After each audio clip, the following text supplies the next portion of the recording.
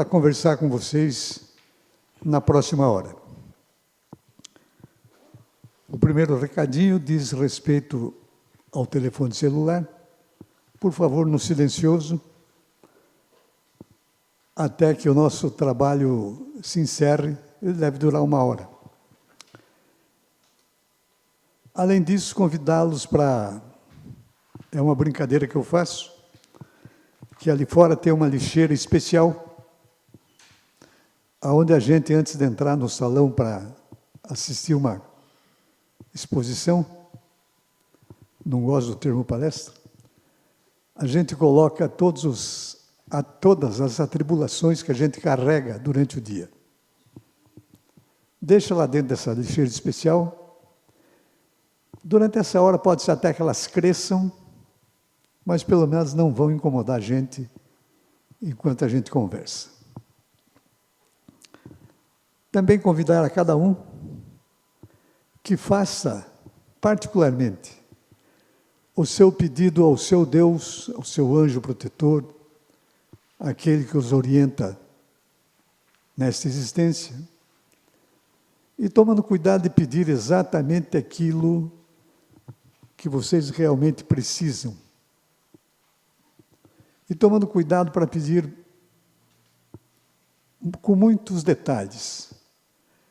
Porque esse nosso Deus, esse nosso anjo protetor, costuma atender às nossas necessidades, exatamente da maneira como as solicitamos. E às vezes a gente se surpreende com o resultado. Mas vamos lá.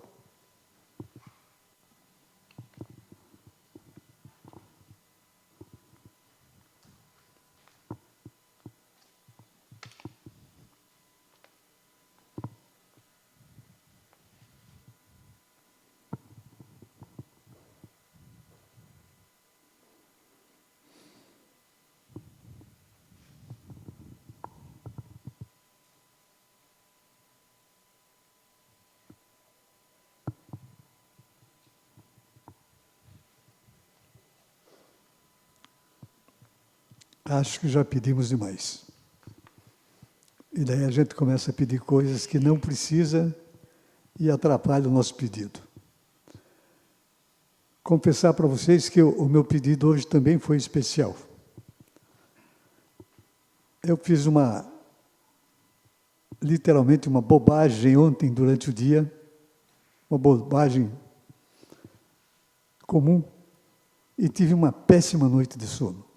Na verdade, eu consegui dormir perto das 5 horas da manhã. Então, só pedi para o meu anjo da guarda que me desse condições de conversar com vocês na próxima hora. Porque eu costumo dizer que o meu anjo da guarda é muito especial. Tão especial que ele, sabendo com quem está lidando, ele nunca me deixa lá no meio do Planalto tranquilo. Ele me deixa sempre na beira do precipício, que é para mim ter que tomar algum cuidado para não mergulhar nele. Mas chega de conversa fiada, né? De forma geral, a gente já disse isso aqui, a ciência moderna estuda o ser humano, não gosto da palavra homem, sem fazer referências ao que nós chamamos de espírito ou a alma imaterial. Uma vez que se esse espírito ou essa alma existe,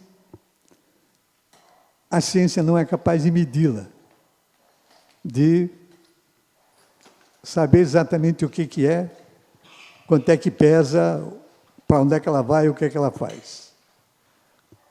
Mas, apesar disso, alguns cientistas têm tentado encontrar evidências da existência da alma e da natureza dessa alma humana. É interessante a gente prestar atenção, pegando as obras básicas da doutrina espírita e a ciência, o quanto elas caminham lado a lado. Eu tive a oportunidade, junto com o Irineu, o chefe lá da livraria, perdão, da biblioteca, de conhecer esse psiquiatra Alexandre Moreira Almeida, quando ele veio ao Curitiba apresentar o livro dele, Ciência da Vida Depois da Morte.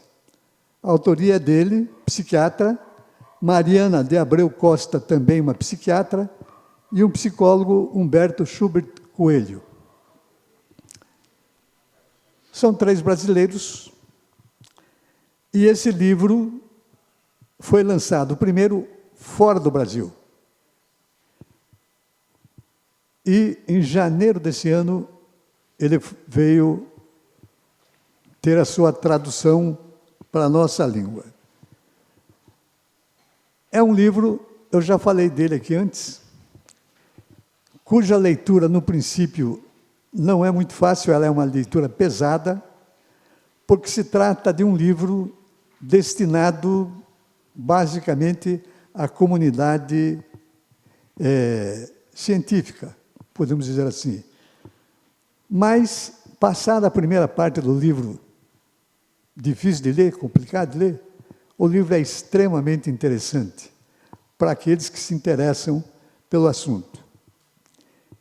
Esse livro compila documentos da ciência dos últimos 150 anos.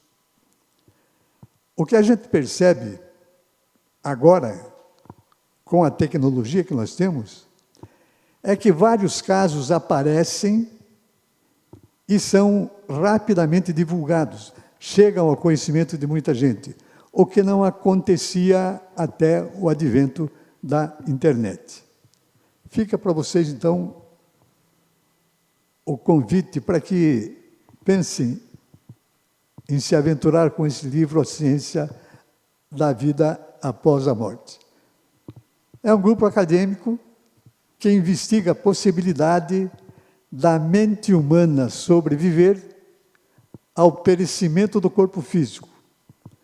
Abordagem científica para uma das questões mais centrais para as sociedades de todos os tempos, que é se existe a vida após a morte. As histórias, os relatos, interessam a esse núcleo de pesquisa em espiritualidade e saúde da Universidade Federal de Juiz de Fora.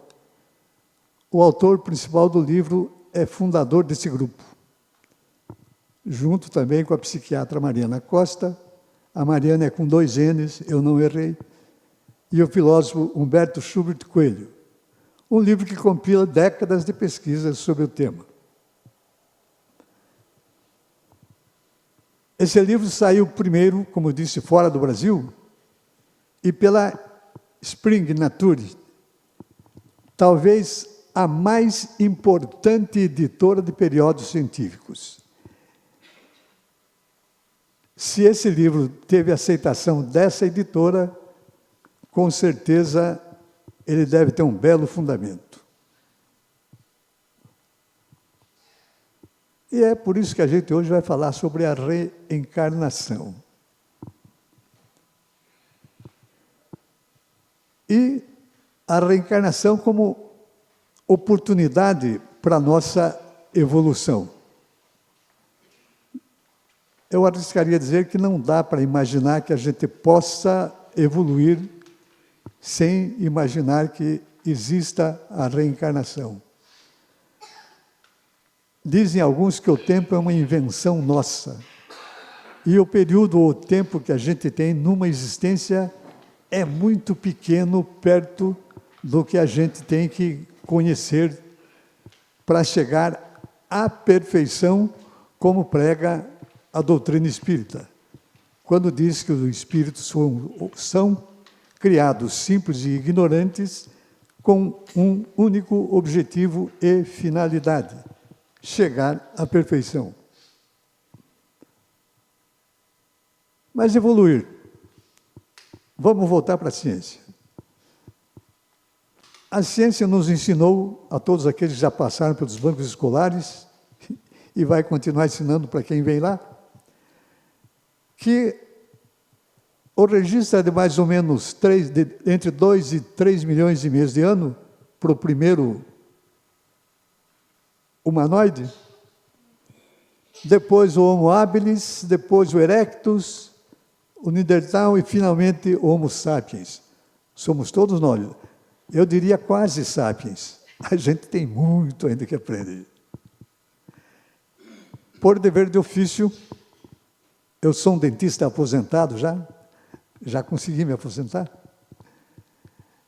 Então, eu devo observar uma evolução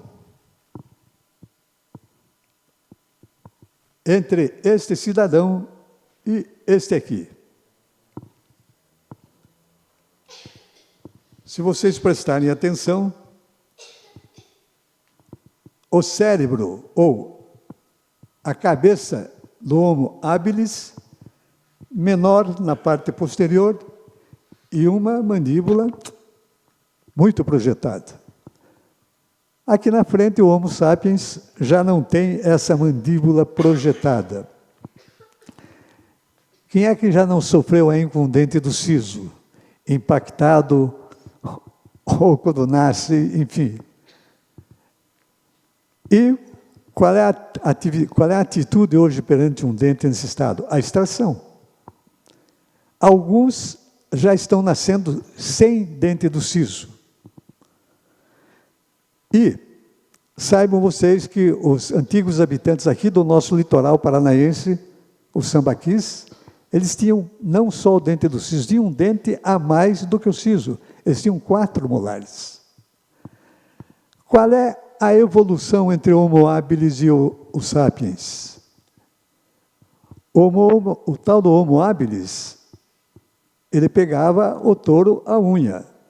Ele não fritava o touro, ele comia o touro cru.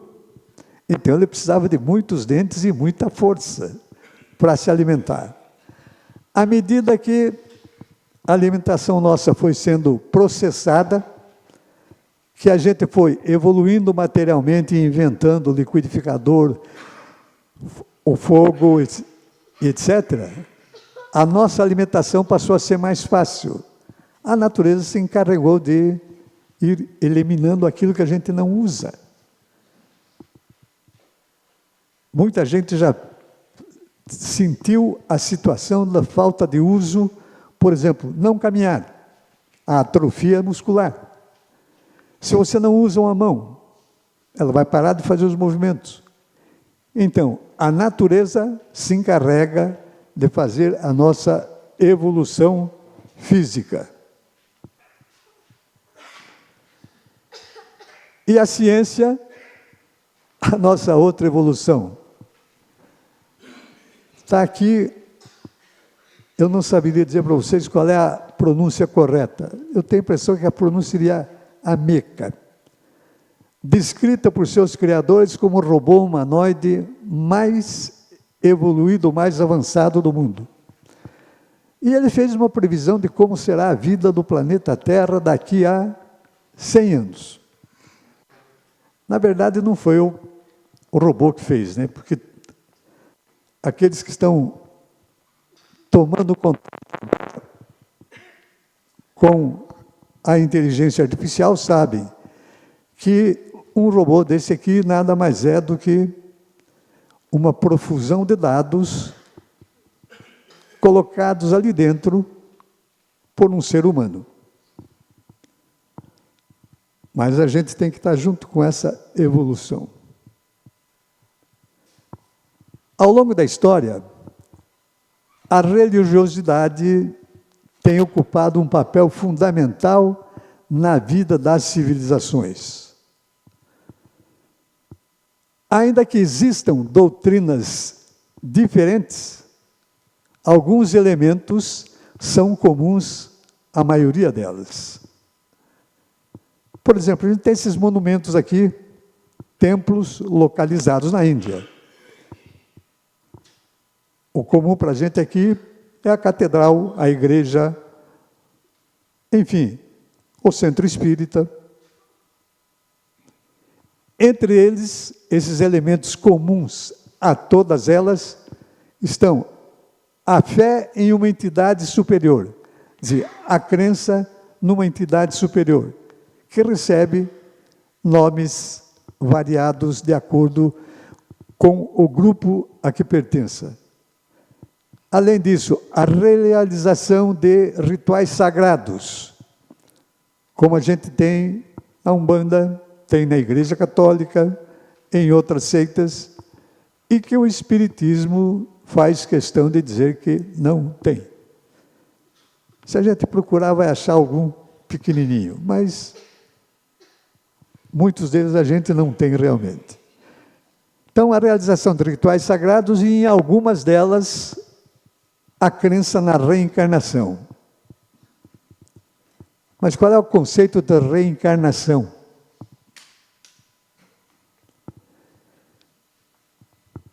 De forma geral, se a gente procurar do ponto de vista material, Enciclopédia Britânica, plataforma de dados para a educação, define a reencarnação como renascimento de um indivíduo após a morte corporal.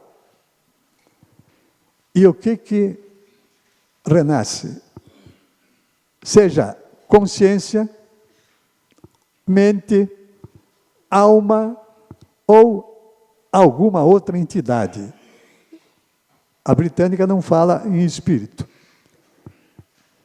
E isso vai renascer em uma ou mais existências sucessivas.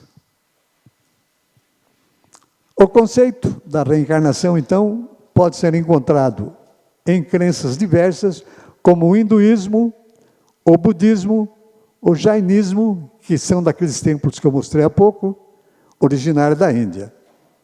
Além do espiritismo, segundo a internet, presente no Brasil. A gente sabe que não é só no Brasil. Para citar alguns exemplos. Não há, no entanto, dados oficiais, segundo a fonte, da quantidade exata de religiões ou doutrinas que incorporaram a reencarnação em suas crenças.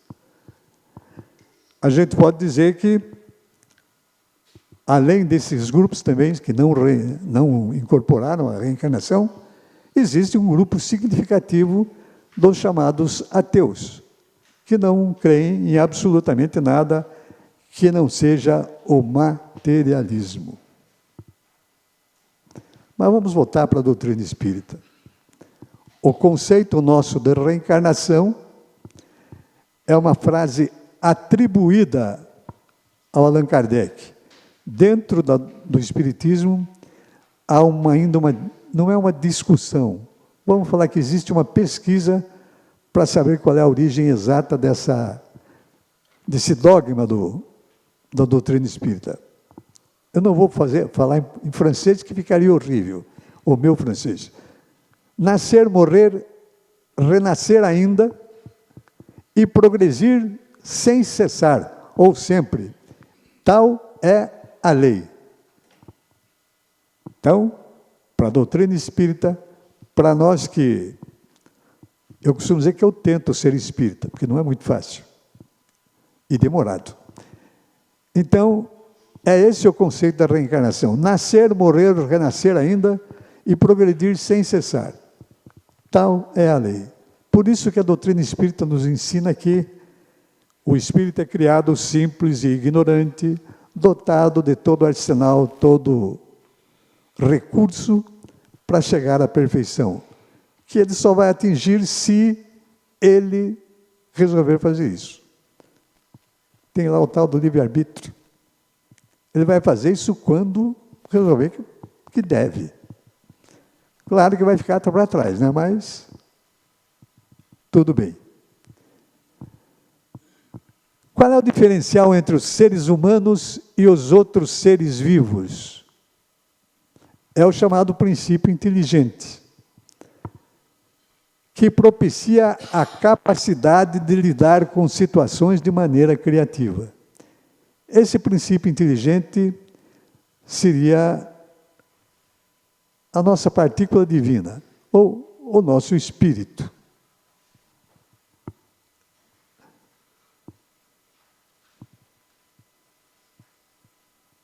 A aparente insatisfação, quer dizer, porque por mais que a gente faça, por mais que a gente procure, por mais que a gente frequente, ainda não é completo, falta alguma coisa.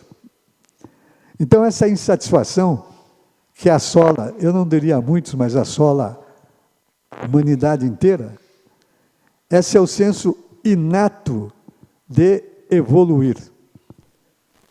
E isso leva à descoberta de materiais diferentes, de maneiras diferentes de trabalhar o material, e isso modifica totalmente o nosso tipo de vida.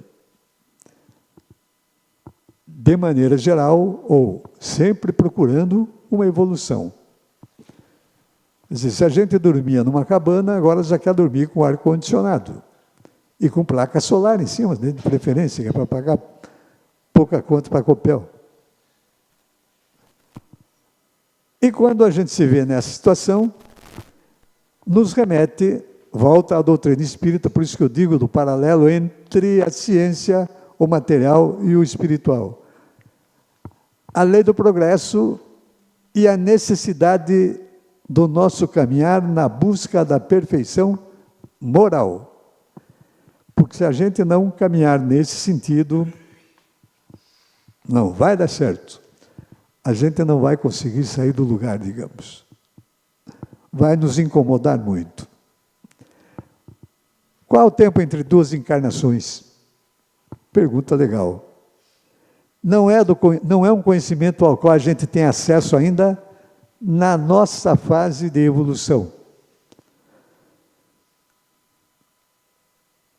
Nos ensina a doutrina espírita que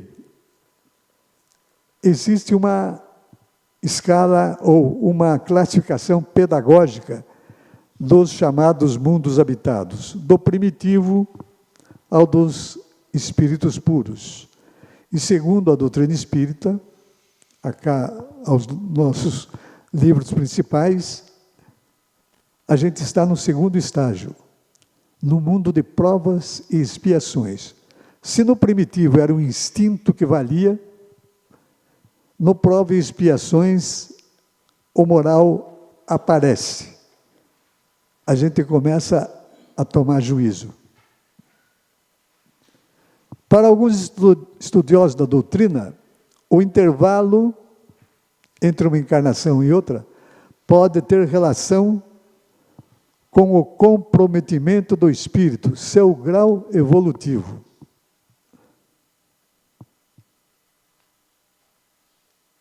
Eu sempre ressalto o fato da gente apanha o conhecimento lá na doutrina e expande. Uma vez conseguido algum grau de evolução, esse espírito não retroage. Significa que o caminho dele é sempre em ascensão. Progrediu, não vai voltar para trás. O que pode acontecer, o que acontece, é que alguns espíritos que já progrediram muito, voltam para um grupo que nem o nosso aqui, que ainda não progrediu tanto, com o intuito de dar uma dica, de chamar atenção para alguma coisa e ensinar para a gente um grau a mais de evolução coletivo. Daí vem a explicação. Os mais endividados e os menos evoluídos teriam menor tempo de permanência no plano espiritual. Porque eles não precisam ficar lá no plano espiritual, que eles têm que vir, se juntar à matéria para ajudar na evolução da matéria e, ao mesmo tempo, evoluir. A gente volta à ciência. A teoria da evolução das espécies, como nós mostramos há pouco, passou a ser empregada nas relações sociais com o termo de luta pela vida e vitória dos mais aptos. Será que deve ser desse jeito? Agora, o raciocínio é meu, dizer, eu inventei para mim essa história. Vamos ver o que vocês acham da minha história. Uma vez que a gente atinge o nosso ponto de produção, ou de produtividade, que a gente tem um sonho, você está apto para o trabalho e quer chegar em algum lugar. Vivendo em sociedade, para chegar em algum lugar, inconscientemente, você vai acabar atingindo aqueles que fazem parte do seu grupo. Atingindo, que eu digo, cutucando, fazendo alguma coisa que o outro não gosta, acha que não é legal. E você faz isso inconscientemente, porque você está lutando pelo seu objetivo e tropeça nos outros. Há um período que eu chamo de fim desse grau de muita produção, que você diz, bom, eu queria comprar um avião a jato, mas já vi que não vai dar para comprar, então eu vou ficar com esse mesmo de motorzinho comum. E nessa hora, quando você se acomoda desse jeito, você para de cutucar os outros também. Você não precisa mais agredir os outros, não está indo mais a lugar nenhum, você já chegou onde podia, ou devia. Devia ficar melhor. Daí você olha para o vizinho e diz, esse cara mudou. O cara não mudou, também chegou no lugar dele, agora ele não vai mais cutucar você. Então, a nossa maioria está nesse grau de evolução. De vez em quando aparece um mais evoluído, que vai nos dar uma colher de chá e permitir que coletivamente a gente avance. Então, de vez em quando, aparecem alguns que a gente chama de sábios e que dão um salto nas coisas. Por exemplo, um que eu me lembro, é do meu tempo, já estou bem velhinho, Christian Barnard, primeiro transplante cardíaco, feito na África do Sul. Hoje fazer transplante de coração é coisa de botequim, né? Então, mas para a gente foi um pulo. Essa posição de a luta pela vida estimulou a competição desenfreada. Daí a gente explica um pouco da violência que a sociedade desenvolve entre os seres humanos, no sentido de que cada um deve vencer o seu próximo. Quando não devia ser assim. Quando a gente devia se juntar e achar que a gente vai vencer coletivamente. E é nesse processo de evolução do espírito que o ponto alto é o aparecimento do senso moral. Então, se a gente quer evoluir, progredir, tem que lembrar que não será sozinho e que não é dando uma rasteira no outro. Pelo contrário, em vez de dar uma rasteira no outro, o outro põe no colo e sai carregando. Aí a sociedade nossa, onde a gente vai viver a vida, ela vai evoluir coletivamente e individualmente. Aliás, ela só evolui coletivamente quando a gente participa disso. Vai evoluir de que maneira? Material? Com certeza. Mas o que interessa mesmo é a evolução moral. E a gente tem que lutar com todos esses valores, com todas essas situações no nosso dia a dia, a cada hora. E daí voltamos à doutrina espírita. A vida social está na natureza? Ou faz parte da natureza? Deus não deu, ou não fez o homem para viver em sociedade. Fez o homem. Não deu inutilmente a palavra e todas as outras faculdades necessárias à vida de relação para ele ficar sozinho. Por isso que numa outra afirmativa, Ninguém caminha sozinho, ninguém vai a lugar nenhum sozinho. Imagine você sozinho no meio do jardim mais bonito do mundo. Você olha, bonito, bonito, bonito. Bom, bonito. E agora? Eu não tenho nem com quem dividir. Perde a graça. É a solidão. É a depressão. Então, sozinho, não. Fraternidade. Expressa no primeiro artigo da Declaração Universal dos Direitos do Ser Humano. Afirma que todos os homens nascem livres e iguais em dignidade e direitos. São dotados de razão, alguns nem tanto, e consciência, e devem agir uns para com os outros em espírito de fraternidade. Há 3 ou 4 dias atrás, acho que foi no Rio, 2 pessoas chegaram para estacionar, tinha uma vaga só. Sabe como é que eles resolveram o problema? Desceram do carro, cada um sacou uma arma e virou um tiroteio, por causa de uma vaga de carro. Não dá para imaginar. Fraternidade é um conceito filosófico profundamente ligado às ideias de liberdade e igualdade. Fez parte do pensamento revolucionário francês de liberdade, igualdade e fraternidade. Se cada vez que a gente tiver que agir, pensar num desses 3 termos, talvez a gente consiga o nosso progresso moral. Por isso que a doutrina espírita, nessa pergunta, pode o homem gozar da felicidade completa na Terra? Responde que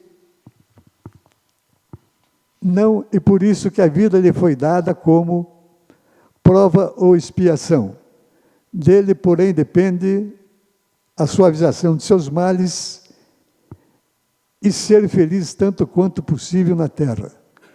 Estou pagando pela minha noite mal dormida. Tive uma cãibra. Mas vamos lá. Concebe-se que o homem será feliz na Terra quando a humanidade estiver transformada, mas, enquanto isso não se verifica, como conseguir uma felicidade relativa? Perdão.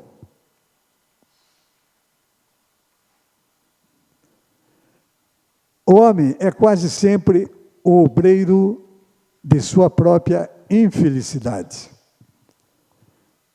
Se praticasse a lei de Deus, se caminhasse no lado do sentido moral, de muitas coisas ele ia se livrar, de muitos males, de muitos erros, e proporcionaria para si mesmo a felicidade que ele tanto procura. Então, ele só vai ser tão feliz quanto ele seja capaz de produzir a sua própria felicidade, prestando atenção nos caminhos que escolhe. Pela reencarnação no mesmo globo, quis Deus que os mesmos espíritos se reencontrassem. E daí aqueles que você andou cutucando enquanto procurava o seu ponto lá em cima, agora está mais perto. Vamos conversar a respeito daquilo. Tendo em vista as suas relações anteriores, quis ainda estabelecer os laços de família sobre uma base espiritual e apoiar sobre uma lei natural os princípios da fraternidade, igualdade e solidariedade. Se a gente pensa que você, na reencarnação, não vem na mesma família que você tinha, vai numa outra, dizer, nem sempre aquele indivíduo que você tem dentro de casa é o teu mais fiel companheiro. Via de regra, é alguém com quem você tem uma continha em aberto, é preciso acertar. Senão, vamos ver. Aqui a ciência, não é mais o espiritismo. A ciência confirma, essa informação estava na web no dia 18 de julho do ano passado, faltava 15 minutos para 5 horas. A ciência confirma, o cérebro adolescente está programado para ignorar a voz dos pais a partir dos 13 anos. Até uma idade, 13 anos. Por volta dos 13 anos, algo faz clique no cérebro das crianças e nada mais é como antes. Tornam-se rebeldes, pseudo-independentes, insuportáveis, ou seja, adolescentes. Também. E o resto da humanidade observa, sem entender o que está acontecendo e sem poder fazer absolutamente nada. E todos nós já passamos por isso, né? Meu pai tinha uma caixa de ferramenta grande e com cadeado. E eu adorava aquelas ferramentas. Mas por que um cadeado? Por que eu não podia mexer com aquelas ferramentas? Eu tenho lá um baú de ferramenta em casa. Agora eu sei por que eu tenho cadeado. Como é que a doutrina espírita explica isso? Nós já falamos isso. Quando você passa para o outro plano, quer dizer, você desencarnou, primeiro que você não muda absolutamente nada. Até aquele calo de estimação você leva. Não melhora nada, não vira santo, não era o melhor cara do mundo. Não, você chega lá, tal e qual. Mas, como você mudou de casa, o pessoal do outro lado toma cuidado, bota você num lugar, não vamos dizer num lugar escuro, mas bota você dormindo. Espero ele acabar de jogar a paciência que eu estava jogando antes. E quanto tempo demora isso? A gente não tem noção exata. E quando ele vem para cá, na reencarnação, quer dizer, quando ele chega aqui, ele também não mudou nada. Ele é tal e qual aquele caretinha que estava do outro lado. Só que ele está num mundo novo. Então, precisa um tempo que ele fica recebendo informações desse mundo novo e que vai se acumulando com as informações do mundo velho. E essa idade, segundo a doutrina espírita, vai mais ou menos até ali a idade dos 8 anos.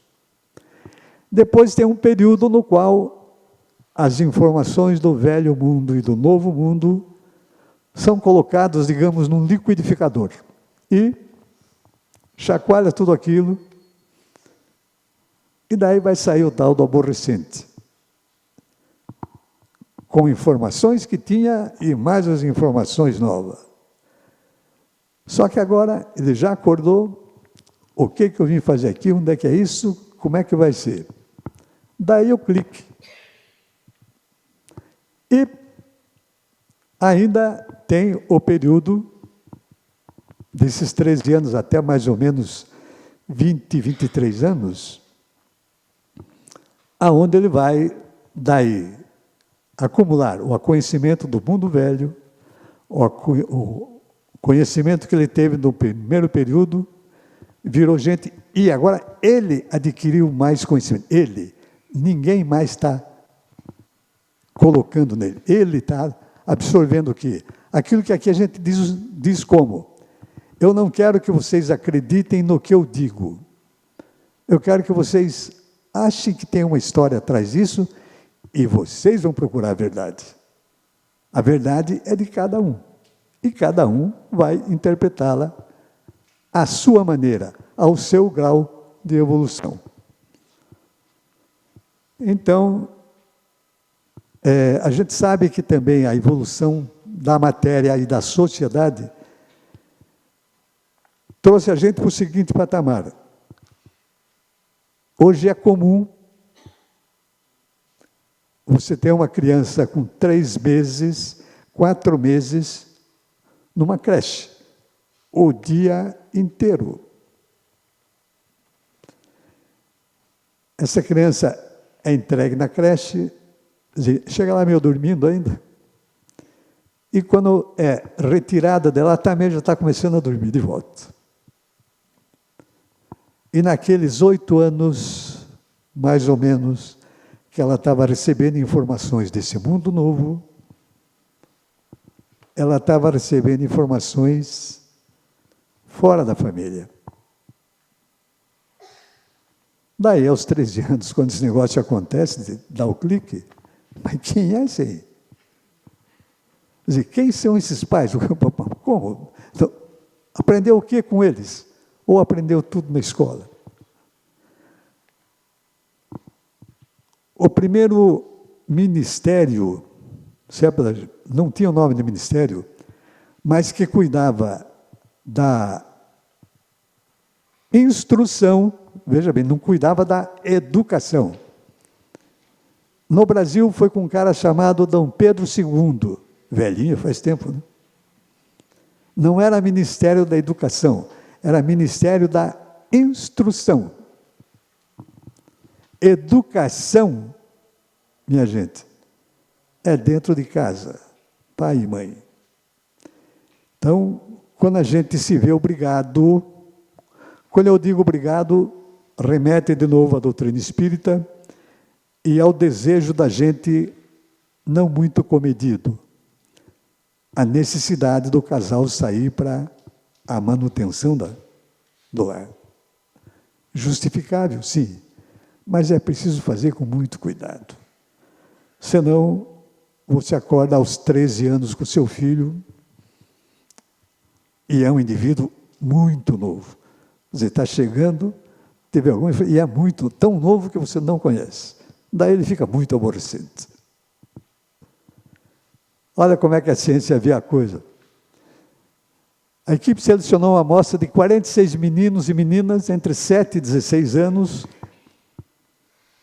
e botou lá para fazer exames médicos.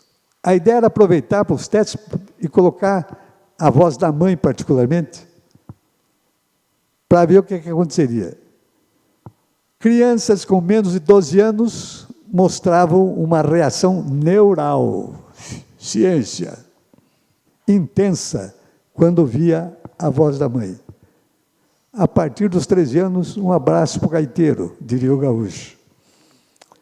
Não interessava mais a voz da mãe, interessava vozes diferentes. Em certo sentido, como indicam os pesquisadores, o que a gente estava vendo era uma mudança a nível neuronal com os adolescentes. Começavam a cultivar suas habilidades sociais e começam a se abrir para o mundo que o rodeia. Não é mais o pai e a mãe. E de uma maneira nova.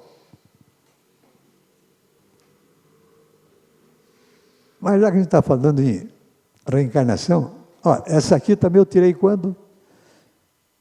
Hoje é dia 3, dia 28 de agosto, também da web. Ouço vozes falando em língua que não entendo. Jovem colombiano, olha o que diz o Miguel Vargas Arango. Desde que se conhece por gente, sente presenças estranhas quando entra em determinados locais ou está ao lado de certas pessoas. Muita gente começou a dizer que eu tinha um dom. Porque, para mim, certas pessoas e certos locais produzem em mim certas energias malucas, muito loucas.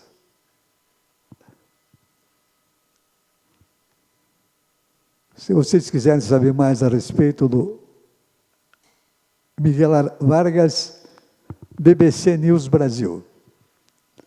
Mas dá para levar para pensar.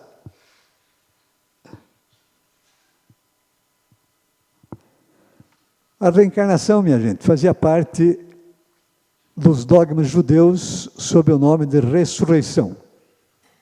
Só os saduceus não acreditavam na ressurreição e achavam que morreu, acabou.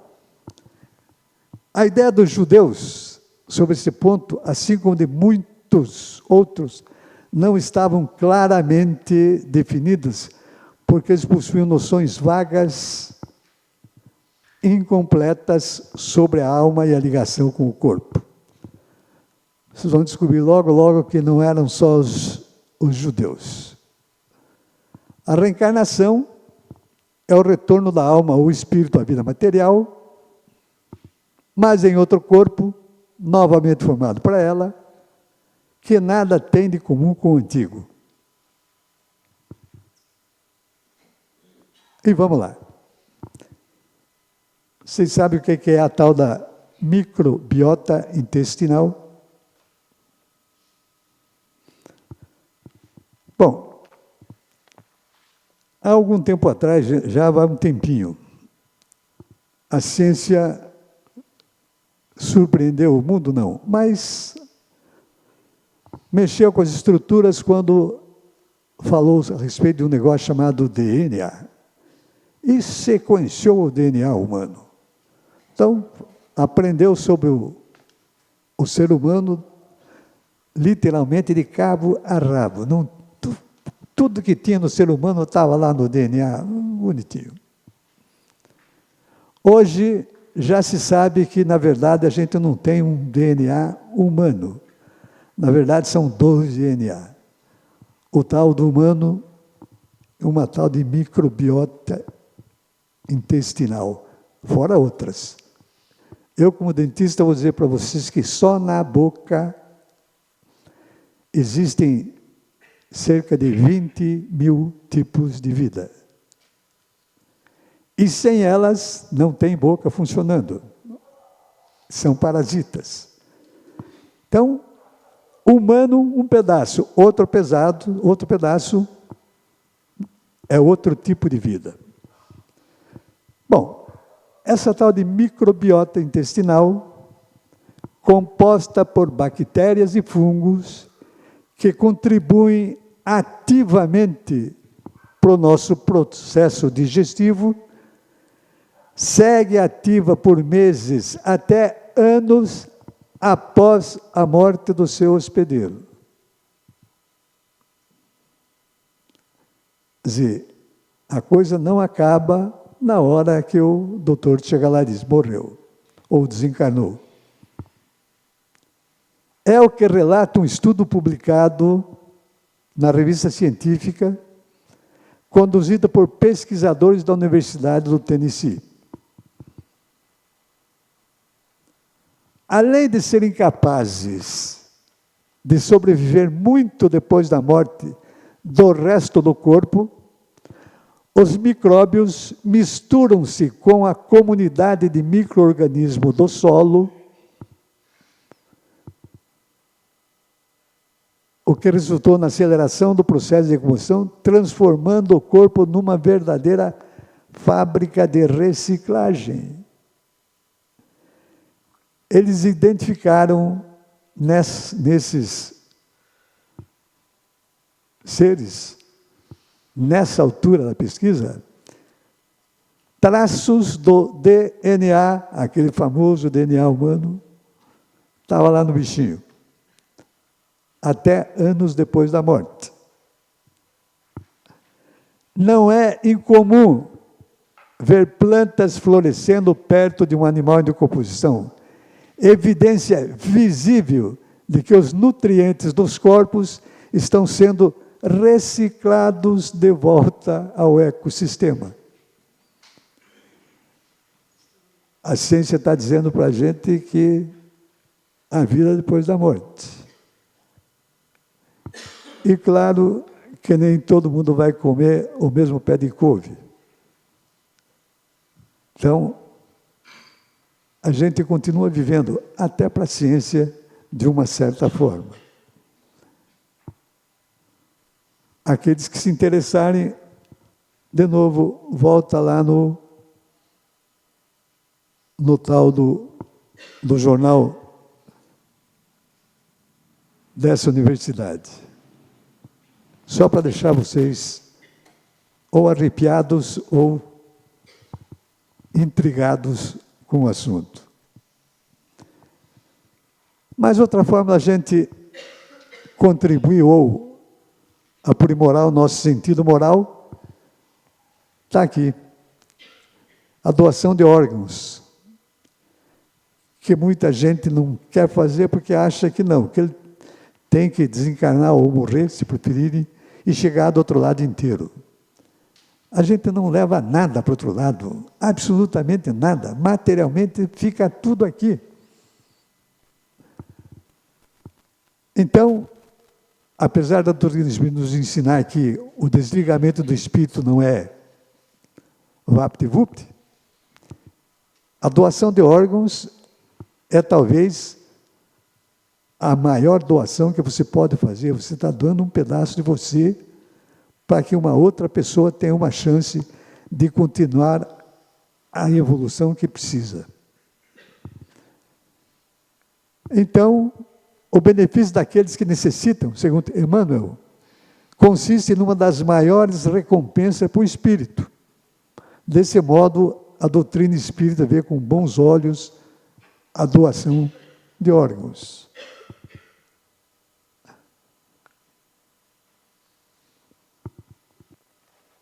A divindade tem meios para impedir que a gente, uma vez doando um órgão, sofra alguma coisa com isso.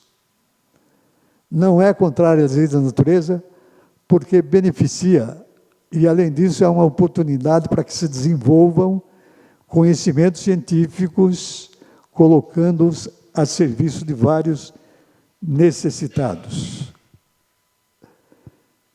E para quem não quer se misturar com a ciência, acha que é muito complicado, é dolorido, é indigesto às vezes, tem o Provopar, Centro de Valorização da Vida, e mais cerca de 850 mil resultados para quem quer procurar um lugar para ajudar o outro. Trabalho não falta. Porque se a gente parar e pensar, quais são as causas das nossas aflições? Aquelas que vocês deixaram na caixinha lá fora. Duas espécies. As que têm origem nesta vida e as da vida passada. Dos males terrenos, a gente sabe que a maioria deles, ou muitos deles, é consequência natural do caráter daquele que sofre esse tipo de aflição. Eu diria que a maioria dos homens, ou a totalidade, cai por culpa própria. Ninguém é culpado pelo caminho que a gente toma, pela posição que a gente aceita. E ninguém pode tirar a gente dessa posição. A gente tem que dar o primeiro passo. Senão, arruinado pela falta de ordem, perseverança, pela má conduta, por não ter sabido limitar os seus desejos. E a gente vai por aí, uniões infelizes, porque a última coisa que foi procurado foi se havia algum sentimento mais nobre como o amor. Desavenças e discussões funestas, aquilo que eu disse, uma vaga de trânsito valendo um tiroteio. Doenças e enfermidades por todo o excesso que a gente comete. Eu, por exemplo, ontem fui vítima de um excesso, mas não vou contar para vocês qual foi. E quantos pais, daí de volta naquela história do bebê colocado numa creche, não combateram as más tendências de seus filhos desde o princípio. Alguns nem tendências colocaram neles, como é que vai combater? Então,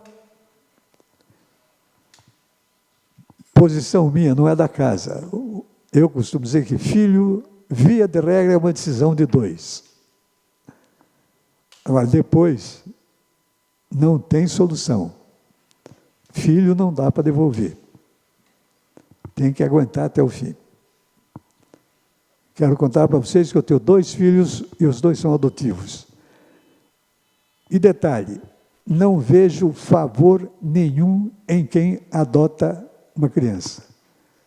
O favor vem do outro lado. Você só adota porque não teve capacidade de gerar um. Ele está suprindo a sua incapacidade, o seu vazio. Do ponto de vista terrestre, a máxima busque e achareis é análoga ao ajuda-te e o céu te ajudará, e é o princípio da lei do trabalho, por consequência da lei do progresso. O progresso é filho do trabalho e o trabalho põe em ação as forças da inteligência. Deus poderia ter feito a gente perfeito, mas daí não ia ter graça nem para Ele, nem para nós. Ele quis deixar você ter toda a chance, todo o equipamento para ser um cara perfeito. Capriche, procure para ver do que é capaz e vai encontrar. A gente está fazendo uma caminhada através de várias encarnações e a nossa situação de imperfeição faz parte do processo. Aqui que a gente concorre para o crescimento do globo. Quem ajuda o próximo não está apenas ajudando uma pessoa, está construindo um mundo melhor, está fazendo o progresso material. Que lindo, saiu a minha apresentação do ar, mas eu ponho ela de volta para vocês verem o que eu escrevi aqui.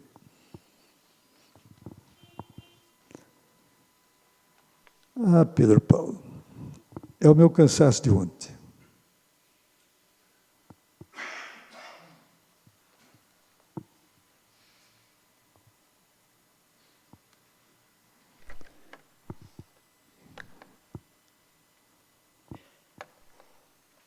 Marina, chegou a Marina. Eu quero esses aí. A Marina é o meu médium de efeitos físicos. Eu queria me despedir de vocês com a lembrança das palavras do Chico Xavier sobre o que mais incomoda os espíritos quando eles voltam para o lado de lá. O tempo perdido durante a existência no mundo material. A gente precisa lembrar que o ócio, a aposentadoria, do ponto de vista espiritual, não existe. Tanto aqui nessa nossa vida terrena, como quando a gente passa para o outro lado. E sequer imaginem que esse ócio vai acontecer o dia que você se tornar um espírito perfeito. Pelo contrário, vai ter mais trabalho ainda. Muito obrigado pela paciência de vocês e uma boa noite a todos.